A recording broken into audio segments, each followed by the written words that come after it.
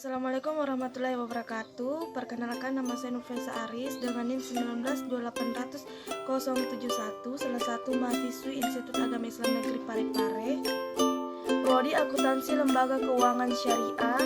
Ingin menjelaskan sedikit mengenai akuntansi keuangan dasar, yaitu investasi jangka panjang dan investasi jangka pendek dalam obligasi.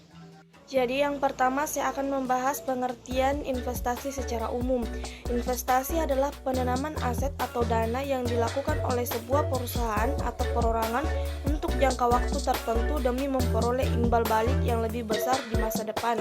Ada banyak hal terlibat dalam aktivitas ini, dan beberapa di antaranya adalah jumlah dana dan tujuan dari investasi itu sendiri. Lanjut, saya akan membahas pembahasan yang kedua, yaitu investasi jangka pendek. Investasi jangka pendek akan terbagi jadi dua, yaitu investasi jangka pendek dalam saham, investasi jangka pendek dalam obligasi. Dan pembahasan yang ketiga yaitu investasi jangka panjang. Investasi jangka panjang terbagi jadi dua juga, yaitu investasi jangka panjang dalam saham, kedua investasi jangka panjang dalam obligasi. Investasi jangka pendek. Investasi jangka pendek adalah investasi yang bisa segera dicairkan atau didanai dari pilihan dana yang bersifat sementara yang dimiliki oleh perusahaan yang dimaksudkan untuk dimiliki selama 12 bulan atau kurang. Karakteristik atau ciri-ciri investasi jangka pendek diantaranya yaitu: 1. Dapat segera diperjualbelikan atau dicairkan. 2. Investasi ini ditujukan dalam rangka manajemen kas, artinya investasi dapat dijual jika timbul kebutuhan kas. 3. Berisiko rendah atau pembelian surat-surat berharga yang berisiko tinggi bagi pemerintah karena dipengaruhi oleh fluktuasi. Investasi jangka pendek dalam saham. Saham sendiri dapat dipilih untuk dijadikan investasi jangka panjang ataupun investasi jangka pendek. Akan tetapi kembali lagi bahwa semua itu tergantung apa rencana keuangan dan tujuan investasi Anda. Untuk jangka pendek, umumnya banyak yang menggunakan sistem trading. Sistem ini mungkin Anda mendapatkan keuntungan dalam beberapa jam, namun Anda dituntun untuk selalu memperhatikan dan memantau grafik pasar. Meski begitu, begini hati-hatilah karena dibalik keuntungan yang besar, risikonya juga besar. Kemudian investasi jangka pendek dalam obligasi.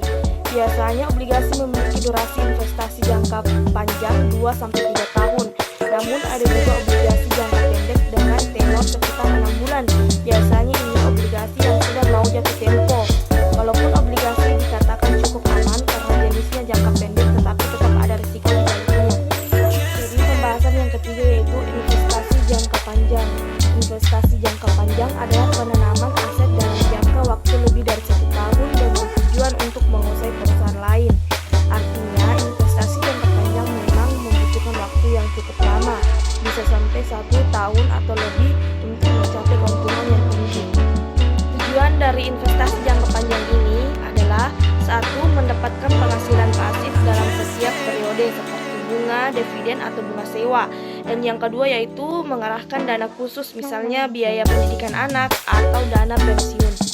Investasi jangka panjang dalam saham pengelompokan persentase sebagai berikut: 1.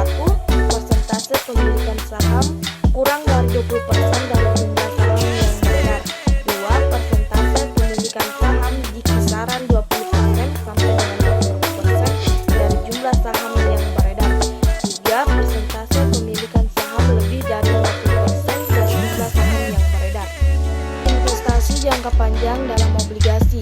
Investasi jangka panjang dalam obligasi merupakan salah satu bentuk investasi yang dapat dilakukan orang per orang atau badan perusahaan dalam jangka waktu yang lama, biasanya 5-10 tahun, untuk mendapatkan bunga dari penerbit obligasi dan capital gain jika obligasi tersebut dijual sebelum jangka waktunya berakhir atau masa jatuh tempo.